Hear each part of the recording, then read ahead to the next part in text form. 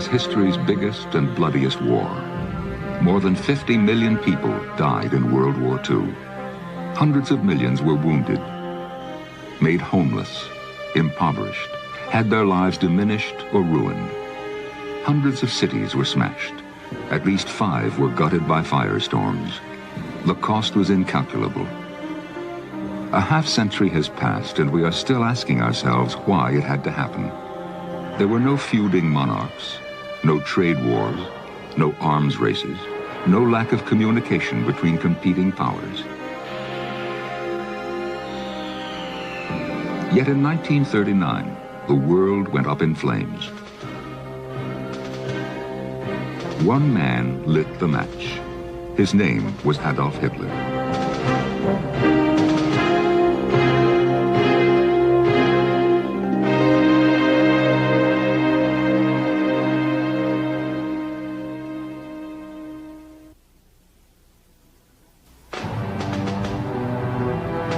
We all know who won the war.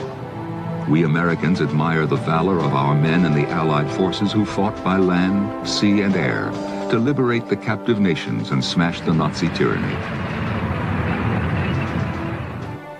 For many of us, the story is a simple one. American arms and American resources won the war. This is the commonly held view. But there is another, quite different view, that Hitler substantially won and then lost the war in Europe before America entered it at the end of 1941. That it was Hitler's military and political mistakes that tipped the balance toward the Allies. That had he not made these mistakes, America might have had to stand alone against a Nazi Britain and Nazi Europe and face a future we can barely imagine. There is intriguing evidence for this view, and it will be presented to you in this program by respected military historians and leading British and German veterans of the conflict. But no story of World War II can be told without first trying to understand how Adolf Hitler was able to seize control of a cultured nation and, some say, drive it insane. Those who grew up in Nazi Germany are still pondering how it happened. The Führer was God. He had an unbelievable influence on masses. Unbelievable. To me, and not only to me, he was a genius. If by some miracle he had suddenly changed his ways in 1939 and not gone any further, he would have gone down in history as a great man. My question is always, why all the Germans followed him? Why did the Germans follow him? Adolf Hitler's early life was a recipe for failure rather than fame. He was an ugly, hostile child, some say abused by his harsh father, a minor official in an obscure Austrian town. So he grew up deprived of comfort. He was also deprived of love.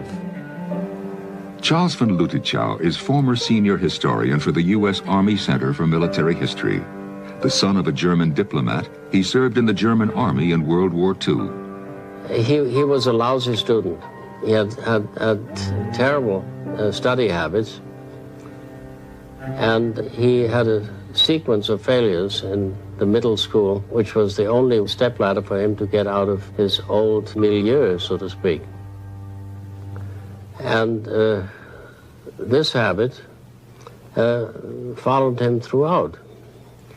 Example was, we are told by people who lived with him and shared a room, that he would not get up until noon and was basically lazy. Now, some of the important decisions in World War II could not be made because Hitler was sleeping. At 11 o'clock in the morning on the day of the Allied invasion in Normandy, the Commander-in-Chief West, Rundstedt, demanded that the Armed Forces High Command release the armored divisions that were standing on the Channel coast north of the Seine River. And they couldn't get an answer because Hitler could not be disturbed. He was still asleep. Young Hitler's life is marked by rejections. He drops out of school and goes to Vienna to become an artist. He scratches out a living by selling paintings like these to tourists. Few of them have human figures. Twice he applies for enrollment to Vienna's Academy of Fine Arts. Twice they turn him down. Of course, one other great ambition of Hitler's was to become an architect. And the course of world history would have changed if he had been allowed to the Academy to become either a painter or an architect, or both, but not a politician. It is 1918. World War I is coming to an end. Still another career ambition will be denied Adolf Hitler. He has served as an enlisted man during the war. He has been wounded. He has won the Iron Cross. He likes the army and wants to stay in, but the army says no. He never achieved any rank worth speaking of, but apparently he still liked it. Dr. Earl Zimke is an author and professor of history at the University of Georgia. He served as consultant to Time Life Books on its World War II series. So you could say really that it's possible that the forced reduction of the German army gave the world Hitler. The seed of the future Adolf Hitler emerges from its shell in Munich. It is 1919. With no other career open to him, he decides to become a politician. Hitler came across a small party that didn't really even apparently have any members. It only had a board originally. It was called the German Workers' Party. Later on it became the National Socialist German Workers' Party, the Nazi Party. Hitler found some things in that party that he particularly liked. Namely, one, it was extremely nationalistic, and two, it was anti-Semitic. He became the speaker for the party, and all of a sudden he found out he could draw crowds. His speeches were all essentially about the same thing. He was always the persecuted person. Germany was always the victim. Power beckons. It is 1923. Hitler and his Nazi followers try to seize the government. The coup fails. He is convicted of treason and sentenced to 5 years in prison. He serves 9 months. While there, he writes Mein Kampf, My Struggle, an autobiography in which he presents a master plan of astonishing boldness. The Jews will be eliminated. Germany will kill off and enslave the Slavs to provide Lebensraum, living space for Germans in the East. At the time, few read the book.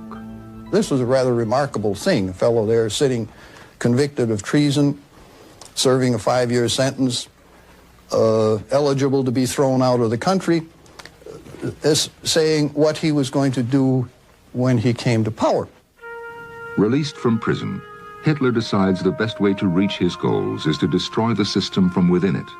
He barnstorms the country by airplane, a novel thing to do at the time, and tells people that only the Nazi Party can right the wrongs they have suffered. He has become an effective speaker, an intuitive politician. He courts and attracts money from rich men who think he may become a useful tool. In election after election, the Nazis lose, but steadily gain political power. By 1932, they win 1/3 of the total vote and become the largest party in Germany. The aged president, Paul von Hindenburg, appoints chancellor after chancellor, trying to form a majority that can govern the bankrupt and divided country. All fail. In 1933, it is Hitler's turn. Hitler now asks the legislature to pass an enabling act that will give him dictatorial powers for 4 years. Tired and intimidated, they pass it. When he asked for the Enabling Act, he really didn't have a 2/3 majority. But he didn't need really to have one because he had the rest of his majority standing along the wall in brown shirts. And the parties knew how they had to vote if they wanted to stay in good health. From the summer of 1933 on, there was only one party in Germany, namely the Nazi Party. After World War I, the tragedy was when Germany was defeated, the overwhelming majority of the Germans never accepted being defeated. They believed in military victories, and they couldn't understand why in the final end they lost World War I. Then this propaganda came, stab in the back. We were betrayed, and who was responsible for this? Then they found the scapegoats, most of all the German Jews or others. Dr. Hans Adolf Jakobsen of the University of Bonn is a noted historian of World War II who served in the German army. The second very important aspect in this period supporting Hitler was that the overwhelming majority of the Germans were not Democrats. They didn't understand what does it mean, a democratic political system. They believed in an authoritarian system, obedience, honor, greatness of Germany, and so the parliamentarian system they don't like very much. And they always were looking for what they call a substitute emperor.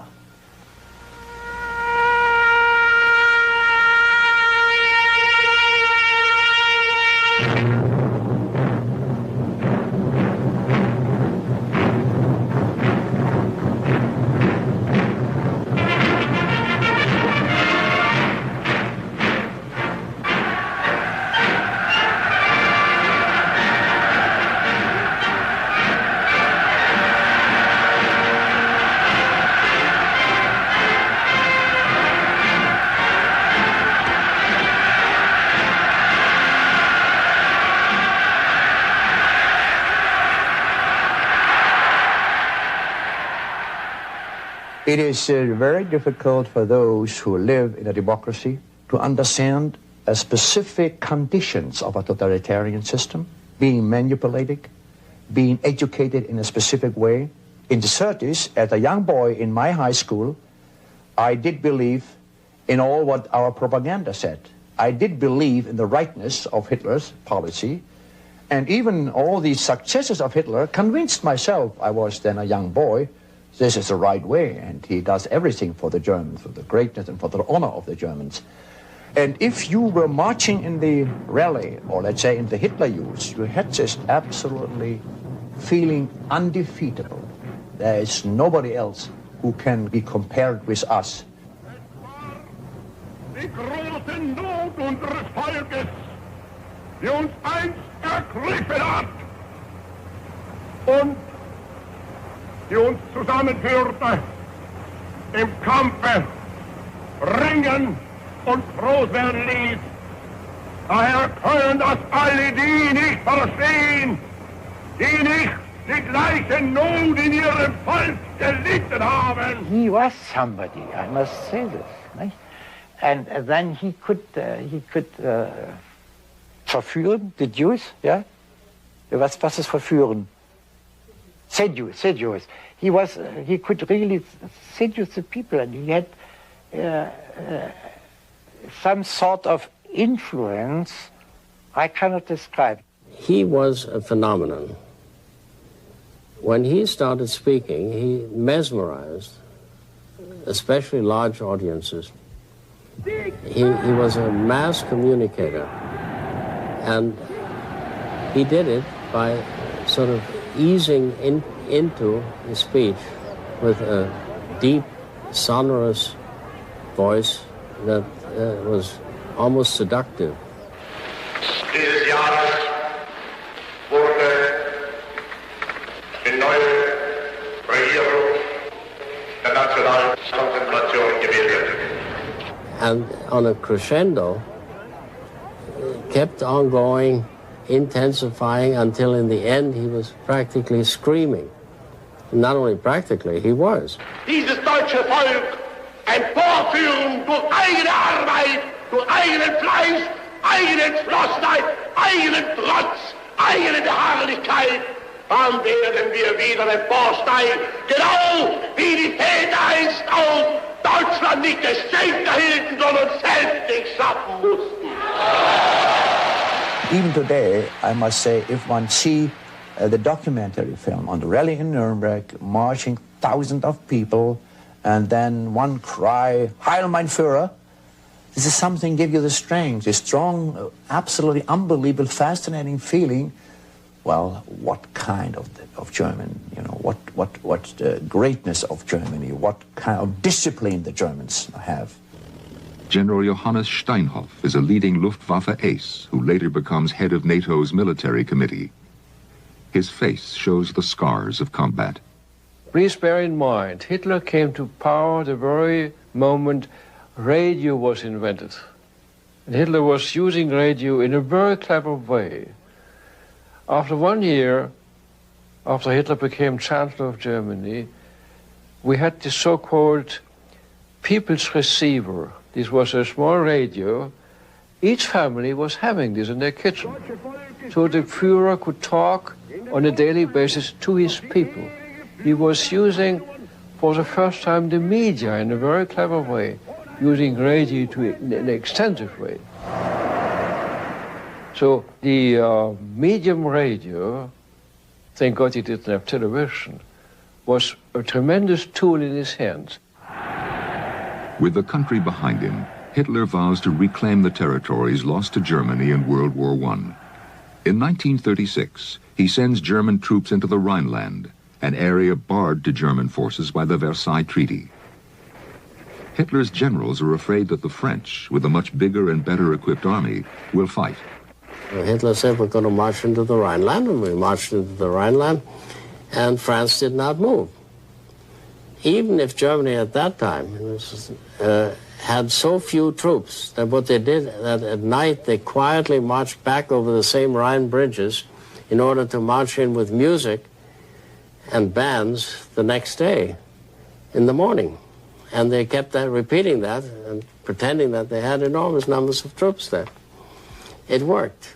They had the strength to stop Hitler before he had started a major European war.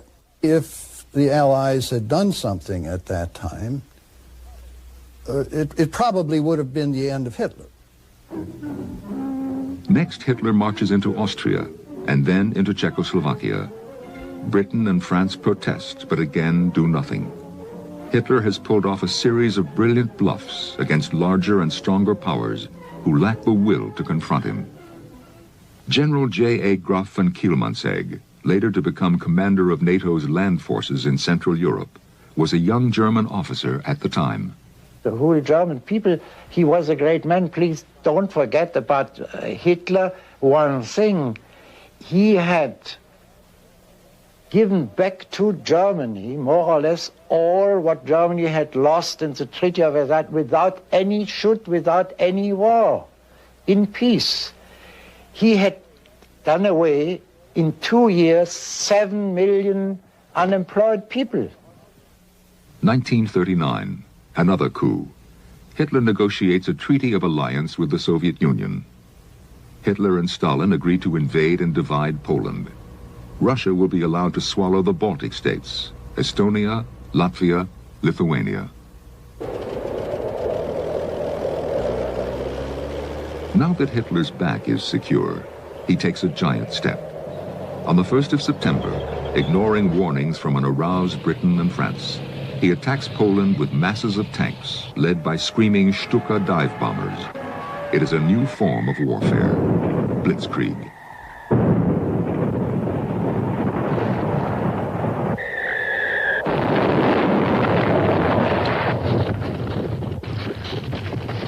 The Polish horse cavalry valiantly and briefly charged the tanks with their lances.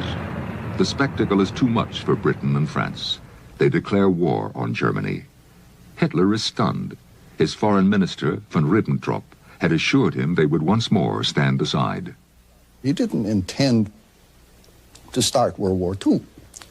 He didn't even intend to start a European war. He proposed to have a nice little private war with Poland. And that's where he made his mistake. It is Hitler's first major miscalculation. General Adolf Galland remembers it well. Galland became head of the Luftwaffe's fighter arm at the age of 30. The German forces were only 5-6 years from their birth. And the Air Force was not ready for a battle at all. And his belief was that France and Great Britain would never attack Germany, having the Russian as allied.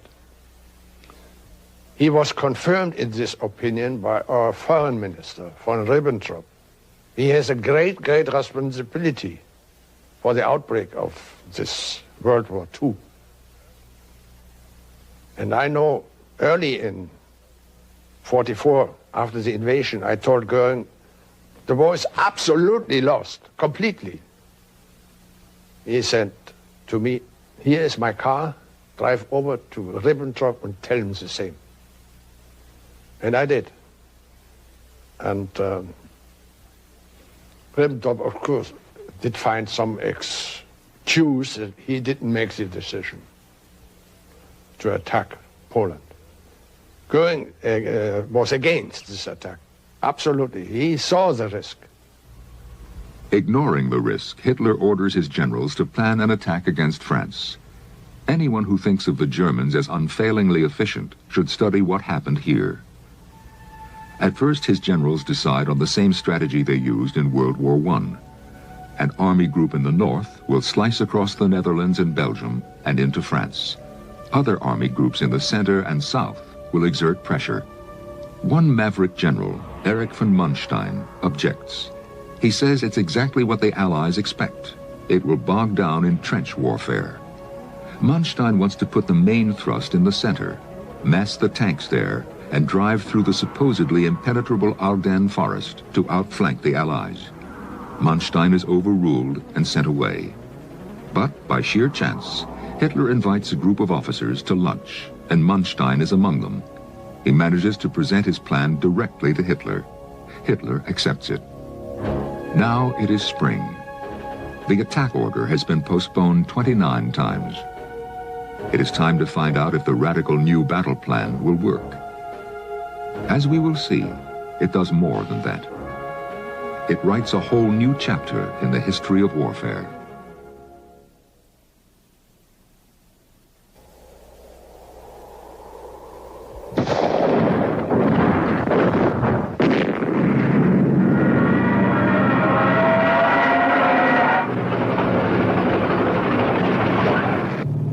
It finally happens on May 10th, 1940.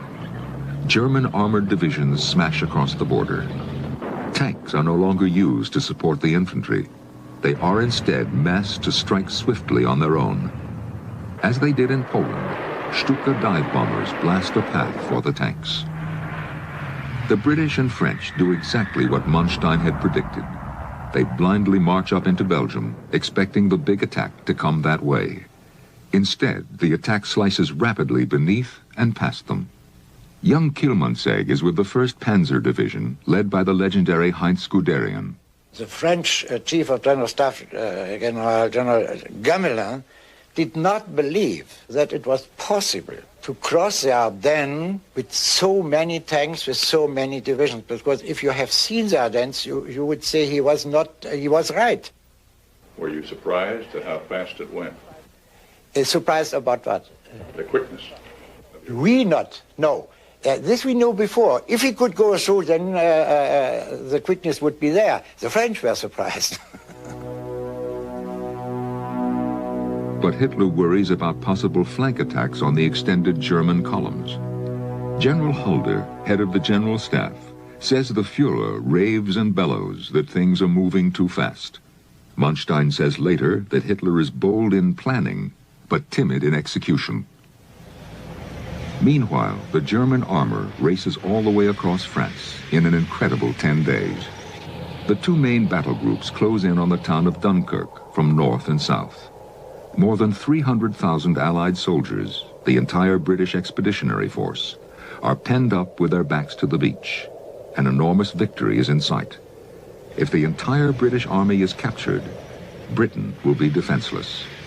And then something incredible happens. Hitler orders his tanks to halt. Not only to halt, but to pull back. General Guderian, the panzer leader, says, "We were speechless." We were angry is not the real expression, much more much more than angry and were disappointed. Then we saw the success.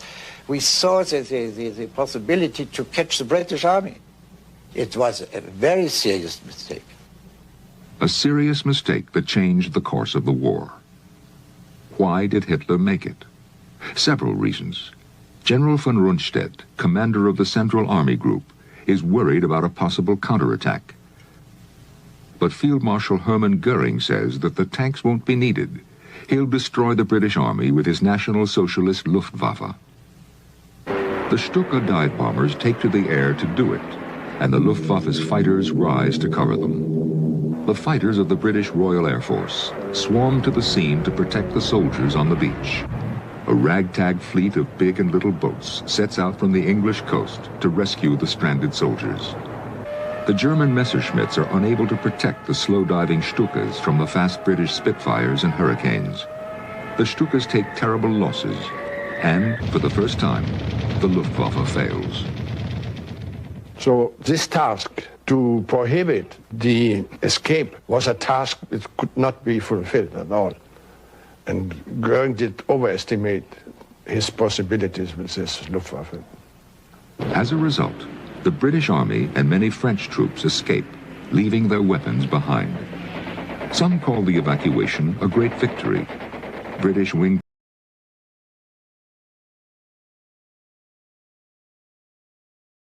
glorious retirement, but we were beaten and there was no question. His deputy, General Erhard Milch. Milch says there is no time to waste. An invasion of Great Britain must begin without delay. His plan is daring but simple.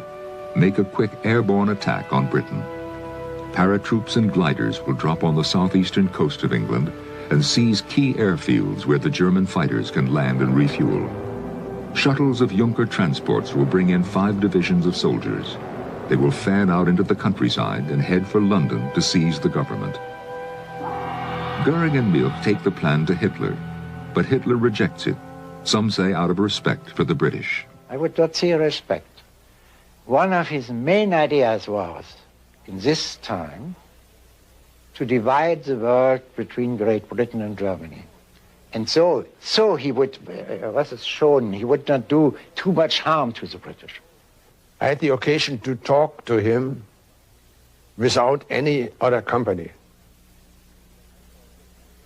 And I told him we will have the opportunity to attack London when London is covered by fog, and we can fly with everything we have available, even with the Junkers 52, like we did in Warsaw. And he said, stop it, stop it. I don't want to hear this. The whole attack on England is against my opinion, against my willing. I could stop it. The English population is of such high class, and they are so similar to the Germans that I hate to fight England. Whatever the reason, Hitler drags his heels at fighting England and loses his golden chance. Could Germany really have taken England? The German aces are reluctant to speculate. Sir Christopher Foxley Norris, retired Air Chief Marshal of the RAF, is not. I'm fairly certain it would have worked. Mark you, once giving the opinion of a very young and ignorant man at the time, but one became older and wiser, and all the indications are that it would have worked. It would have been a pretty puny and unsupported sort of attack, but nothing like as puny and unsupported as we were. We had nothing at all.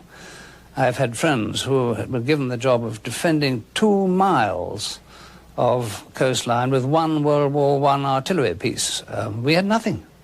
But if they'd just gone roaring straight ahead, your Errol Flynn tactic, I think it would have worked. Hitler addresses the Reichstag and makes what he calls a peace offer to the British. He sees no reason why the war should go on, he says. He is grieved at the sacrifices it will claim. But Prime Minister Winston Churchill answers that Britain will fight on until the already conquered European countries are free. Privately, Churchill tells Roosevelt that if Britain goes down, Hitler has a very good chance of conquering the world. Dismayed by Churchill's response, Hitler reluctantly orders a massive cross-channel invasion of England. The operation is called Sea Lion. The General Staff says that it can take place only if the British Air Force, the RAF, is first destroyed by the Luftwaffe. Only then can the invasion barges be protected against the British Navy. Armies and navies will sit and wait while the air forces fight it out. It is called the Battle of Britain.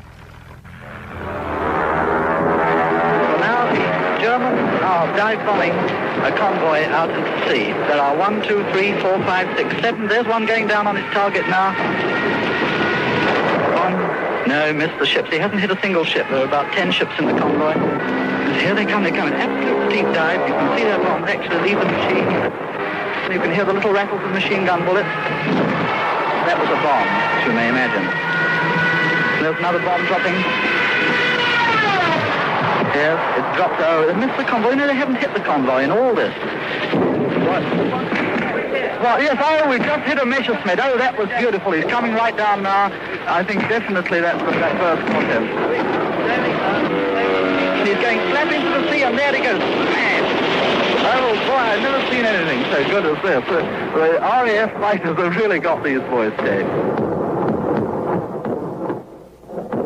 After 2 months of the battle, both sides are near exhaustion. And I participated in the Battle of Britain as a commander of a squadron, flying to London back and forth a total of 68 times. I was shot down only once during the Battle of Britain. But looking back, the Battle of Britain was the toughest part of the war for me. It was a sportive fight between young people of two nations being of the same making, same education. They looked alike, the British and we, sportive, very fair, but extremely tough. Sometimes we had to fly 3 times per day to London and back. And you always lost 1 or 2 of your units during each mission. Some of the pilots couldn't stand it anymore. Some became sick. They went behind the tail of the aircraft before takeoff and vomited. Were flying, came back, vomited again, and became sick. They were desperately tired. People went to sleep when you were talking to them. There was one man who actually landed, and his aircraft came to a stop, and he didn't get out, and the ground crew assumed that he'd been shot up, so they ran across to him, and he was asleep. He'd just gone to sleep. And even if they weren't asleep, they were incredibly nervy, very jumpy, and the sound of a telephone particularly, which was what sent you off, and remains, in my case, to this day, a frightening noise. When the telephone rang, which was a direct line from the operational headquarters, we could be from sound sleep, we could be airborne in under 2.5 minutes, running out to our aircraft, starting the engine and getting off. And quite often you'd be half asleep and you found yourself up in the air. And then as you climbed up, you could see these massive dots in the distance. One day, a mass of bombers shoots him down over the channel. He spends 2 years in the hospital and then volunteers for more combat. Why? I think to be 20 years of age, to be given a fast airplane and a smart uniform and get paid $20 a week to do it, I mean, what more do you want? If I'd been the son of a rich man, I think I would have paid to be allowed to do it. By now, the Luftwaffe is nearing its goal of destroying the Royal Air Force, the necessary prelude to the massive cross-channel invasion of England. And then Hitler issues another halt order. The Luftwaffe will abandon its task of destroying the RAF and start hitting cities. The RAF is given a providential chance to recover. Another major mistake. Why did Hitler make it? During that period, the British ran a few raids on Berlin and a couple of other cities, but mainly Berlin, which so infuriated Hitler that he ordered retaliatory attacks on British cities London in particular.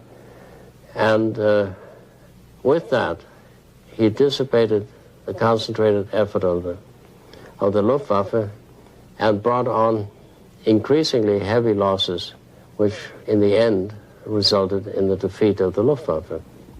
And if they had persisted in a sensible strategy, I think they would almost certainly have won. The odds were stacked very heavily on them from many points of view. And it's not an exaggeration, I think, to say we didn't win the Battle of Britain, they lost it. The Battle of Britain is over. The Luftwaffe has been driven to exhaustion, and Hitler suffers his first major defeat. He dithers, considers various options, and finally turns his eyes toward Russia, the place he singled out in Mein Kampf for Lebensraum, Germany's living space. Hitler will break Germany's treaty with the Soviet Union and invade that vast country. The campaign is called Barbarossa. It is June 22, 1941. A train from the east chugs across the Bug River, bringing Germany oil and corn from the Soviet Union. 1 hour later, 6,000 guns fire. The invasion of Russia has begun. History says it was a huge mistake. But was it? From the point of view of Hitler at that time, the time that he made the decision, it was the only thing he could do. He needed territory, by his thinking. He needed Lebensraum. The place that he had always said he was going to get it was in the Soviet Union. The battle plan developed at Hitler's order calls for 3 army groups. The northern group will seize Leningrad. The center group, which is given the most armor, will drive to Smolensk on the road to Moscow. The southern group will push through the Ukraine to Kiev and the Crimea. The armies smash eastward at a high rate of speed, though there are no reliable maps and few roads, almost none of them paved. In the first day, they destroy 1,000 Soviet airplanes. Within a week, they defeat 5 Soviet armies. In the grain-rich Russian Ukraine, the German troops are greeted by peasants with flowers and food and treated as liberators. Hatred of the Soviets runs deep here. Millions of Ukrainians have been murdered and starved to death by the Soviet government.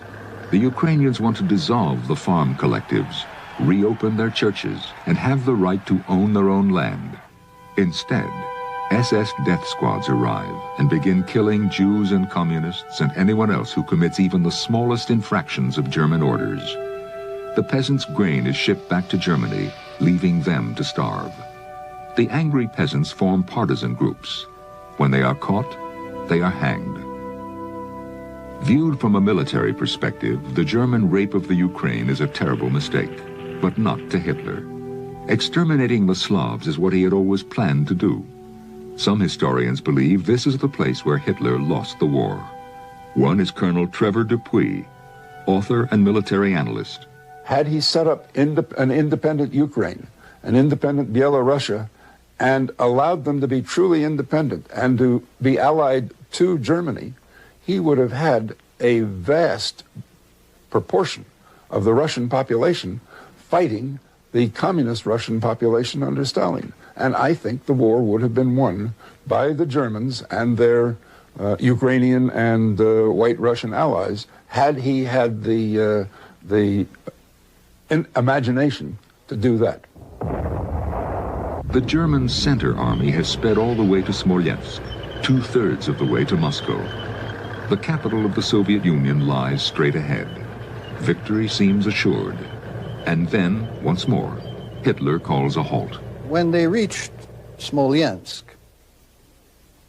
something arose that had been there all the time, what you would call the secret flaw in the German plan, or the concealed flaw. That is, Hitler and the army chief of the army general staff and most of the generals had never agreed on what the most important objective in Russia was. The army had always insisted it was Moscow, and the main attack, therefore, had to be made toward Moscow, not just the city, but the general area around Moscow. Hitler had always insisted that the main objective had to be the Ukraine, which was where the Lebensraum was, which was where the good land was. Why was Moscow so important to the army?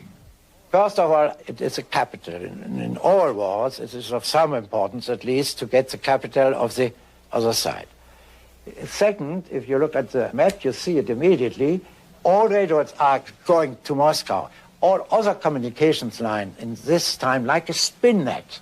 So if you had Moscow, all must break down, all over Russia, west of the Ural. But Hitler was so intent on getting the territory that he refused to recognize that the object of war is not to take territory, but to defeat the other fellow's military forces. But Hitler stubbornly orders the powerful Center Army to be split. Part of the armor is sent north to help take Leningrad. The rest is sent southward to trap a huge Russian force. The task takes all summer. And then, with the Russian winter coming, Hitler changes his mind again. He will take Moscow after all. He orders the forces he has sent north and south to return to the center. By now, Hitler's control of strategy and tactics has become so tight, the generals joke grimly that you can't move the sentry from the window to the door without Hitler's permission. The long-delayed drive toward Moscow begins. Guderian's tank columns cover 150 miles in an amazing 4 days. There is little doubt the drive will succeed. Russian women and old men begin digging deep tank traps outside Moscow. Then it begins to rain. And the Germans, who are accustomed to paved roads, experience something new, Russian mud. If you have not seen it, and if you don't have been in the mud, in the Russian mud, you cannot imagine what it means. But I can give you an example, perhaps. So we were stopped, and all the divisions were in a rather very long line. So our first tank in Kalinin, and the last vehicle of my division, one single division, 300 kilometers back in the mud, because it couldn't go on. Finally, it turns cold, and the tanks are able to move again. And then it turns unbelievably cold. The Germans, who had planned to win in one season, are still in their summer uniforms. And the cold was horrible. We were stationed 35 kilometers west of Moscow, in Klin. And one night, temperature dropped down to 55 degrees centigrade below zero, and wind was blowing.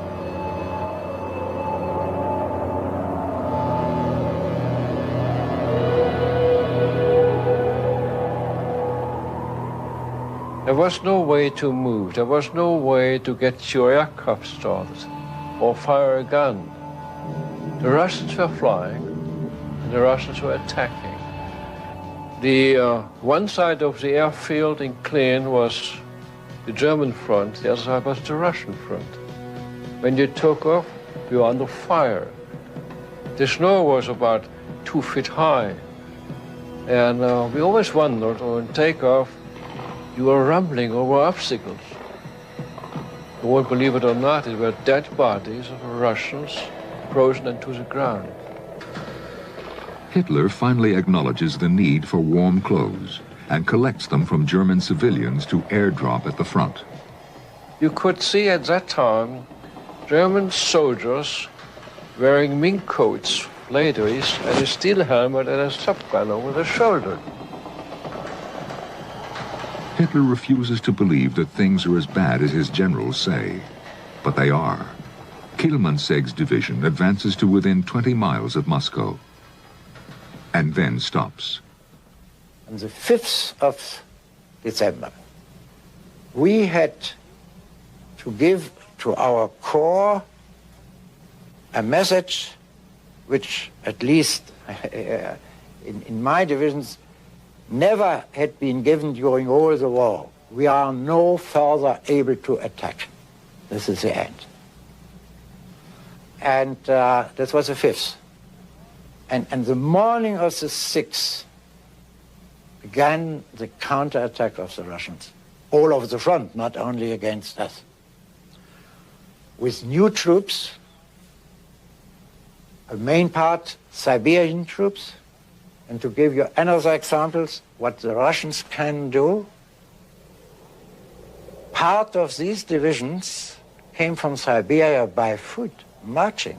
They left their spots at the beginning of August.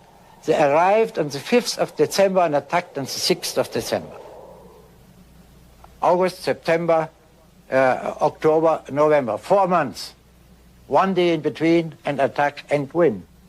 The Russians have proven to be a far different enemy than Hitler or anyone, including the Allies, expected. Their tank, the T-34, is better than the German tanks. Their white-clad ski troops are a surprise. And most surprising of all is the way they use their manpower. Kielmansegg remembers how the Russians cleared minefields. They drove cows through the mines. And then the mine here went up, the cow went up, and then the way was clear. Okay, cows. And then what I'm speaking of is they did it with men, with soldiers. And soldiers in line, arm in arm, behind machine guns, and then the shoulders were blown up.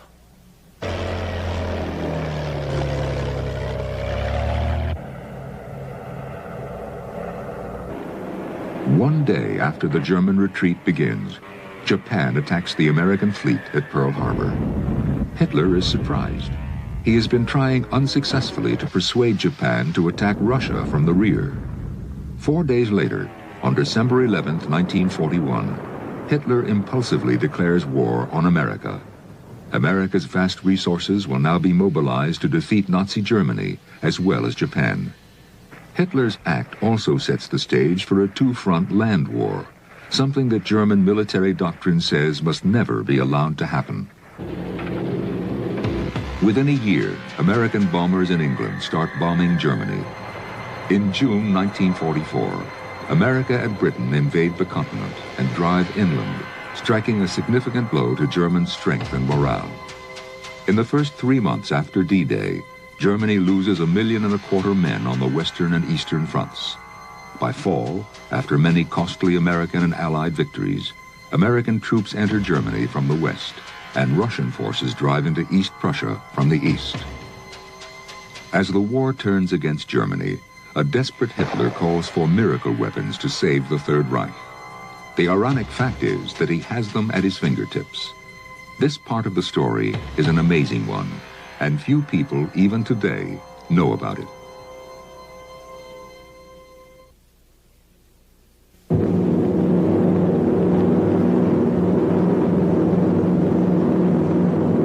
Watch the shut keep the eyes open. Yeah. They're breaking at 11. Planes, 9 o'clock, coming around.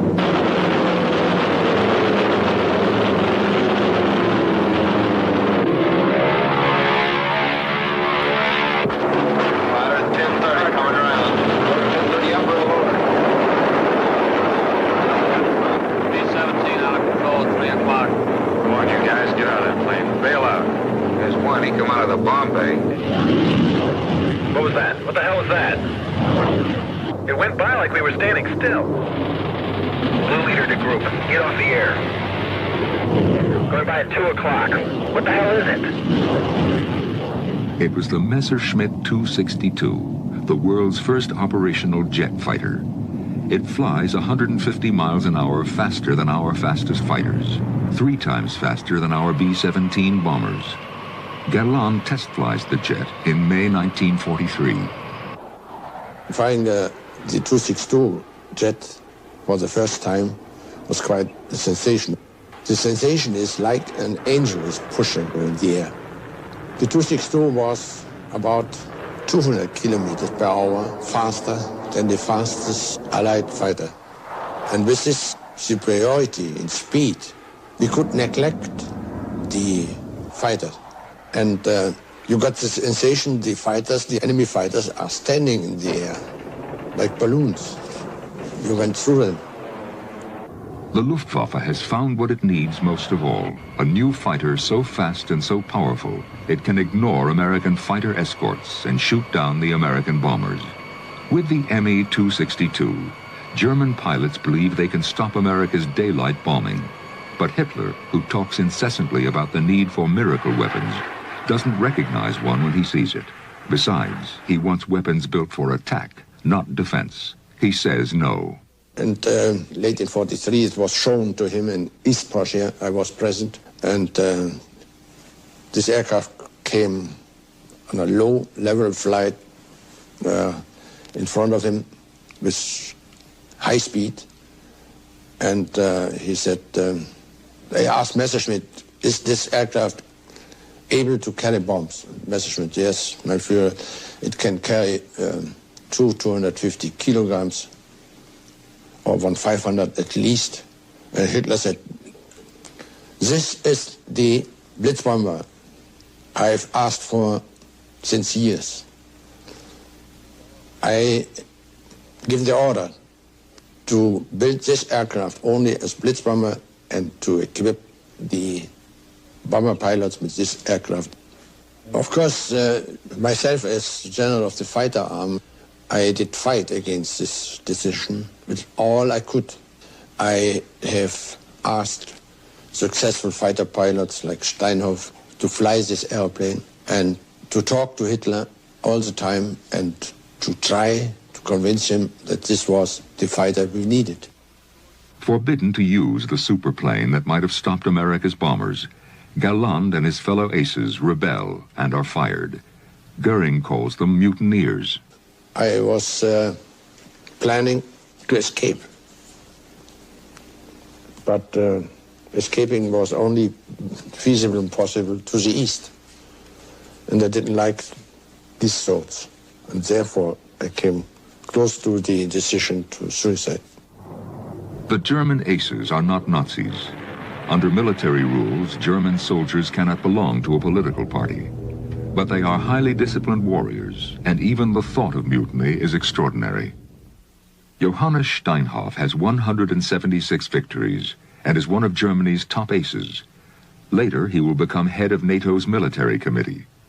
Steinhoff describes the state of mind that made the German pilots so eager to get the superplane that they risked being shot by the SS. In the Battle of Britain, we were victors. We came after having conquered Europe as young men, fighting with sportsmen-like. When the Allied bomber offensive started, we were already, in a way, old men. We had experienced how Germans' fate went down, how we lost all the territories we had conquered, how our cities were destroyed, deeply depressed. We had seen how Hamburg was burning, how Dresden was burning towards the end of the war.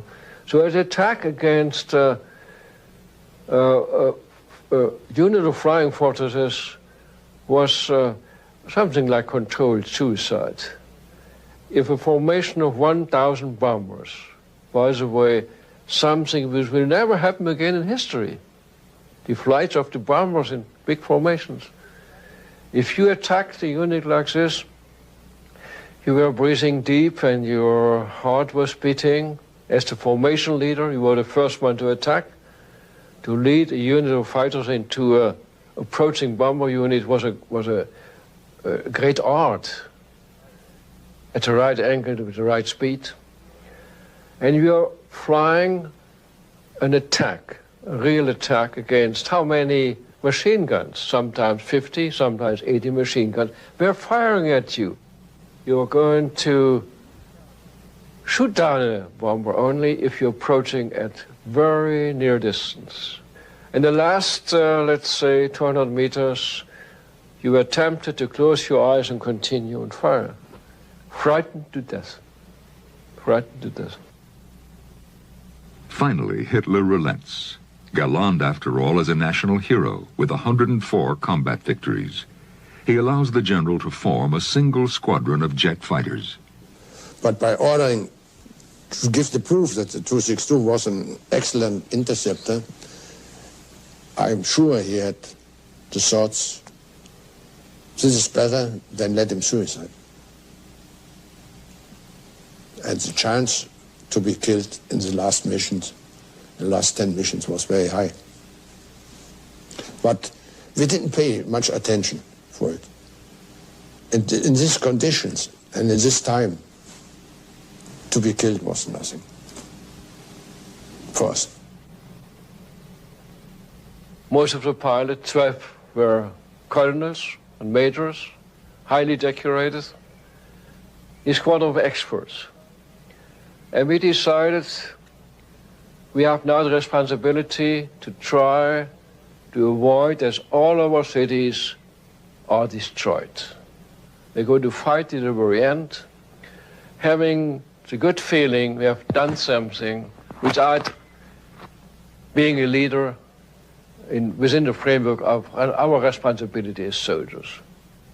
And in April 45, the 18th, I made a very short flight because my plane caught fire during takeoff and crashed. The plane exploded, and for me the war was over. Steinhoff, once called the handsomest man in the Luftwaffe, is horribly burned. Later he will have 70 operations on his face. 1 week after Steinhoff's crash, Galland is hit from above while shooting down 2 bombers and makes a crash landing on his airfield as it is being bombed. What would have happened if Hitler had allowed the Tu-62 to be used in numbers when it was first available? If we would have used the Messerschmitt 262 in fighter operation, let's say only 100 of these 1,400 which have been built, I'm certain that we would have destroyed at least 200 in each day.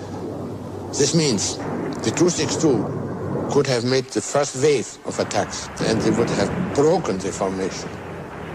And then our fighters, our prop fighters, could do the rest. The day raids would have been stopped very soon.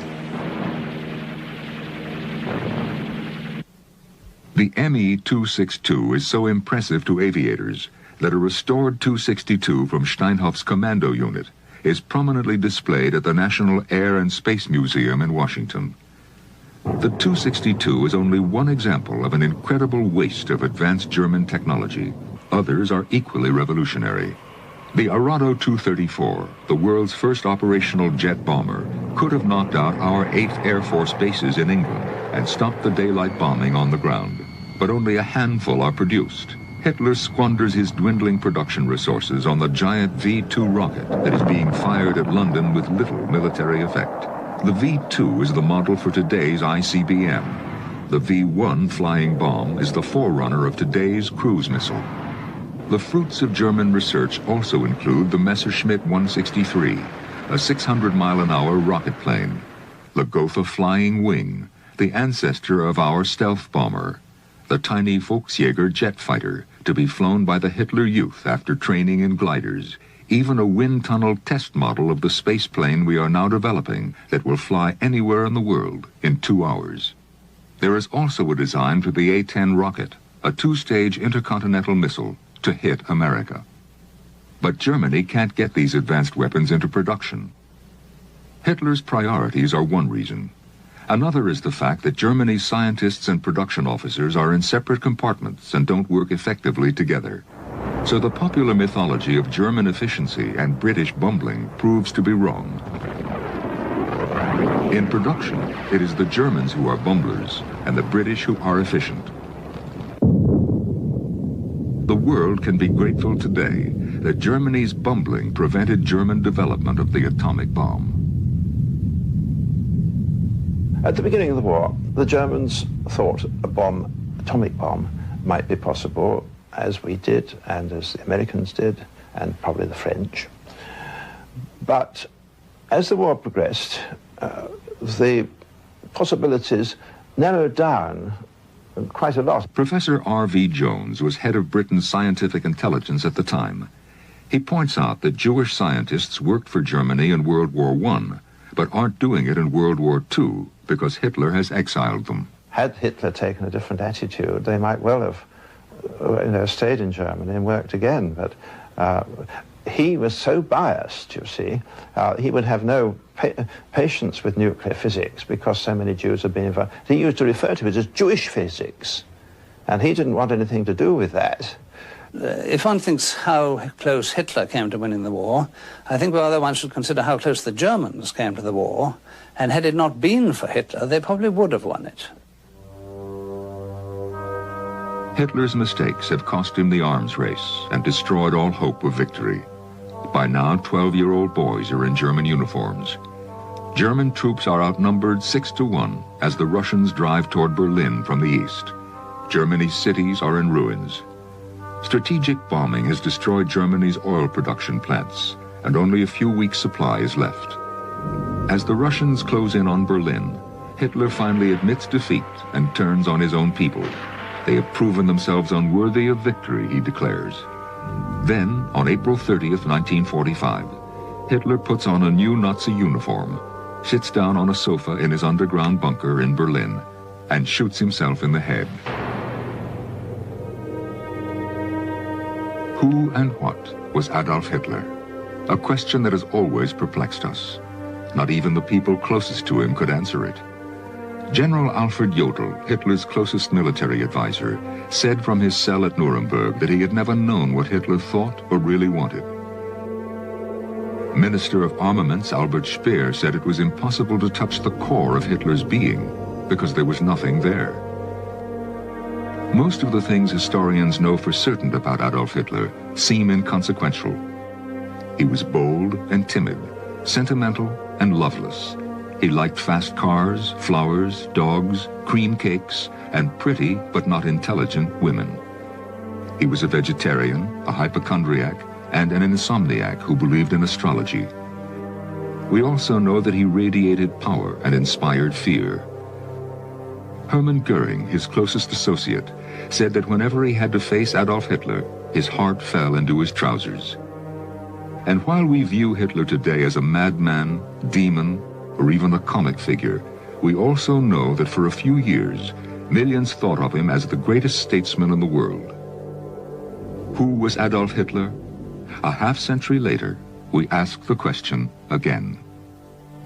He was like a meteor. He struck and was there for 1,000 years, which turned out to be 10 or 12, and disappeared, taking with him the German nation, as it was known before. Oh, God. Oh. To me, and not only to me, he was a genius, but only of the evil. And that's what the point the Germans did not know before years he was in power. What he said about himself very often was he was a man who came from nowhere. He was also a man who disappeared into nowhere. One German general called Hitler a solitary creature who followed a solitary path, with only his gigantic plans for company. Whatever he was, Adolf Hitler killed 50 million people and came perilously close to conquering the world. The historians and veterans we consulted have offered interesting and sometimes provocative opinions on the cause and course of World War II. Said Winston Churchill, "In the Second World War, crimes were committed which find no equal in scale and wickedness with any that have darkened the human record. The wholesale massacre in the German execution camps exceeds in horror the butcheries of Genghis Khan. Deliberate extermination of whole populations was pursued by both Germany and Russia. The hideous process of bombarding open cities, once started by the Germans, was repaid 25-fold by the ever-mounting power of the Allies." Why did these things happen? Churchill said that no war was ever more preventable. German rearmament could have been prevented without the loss of a single life.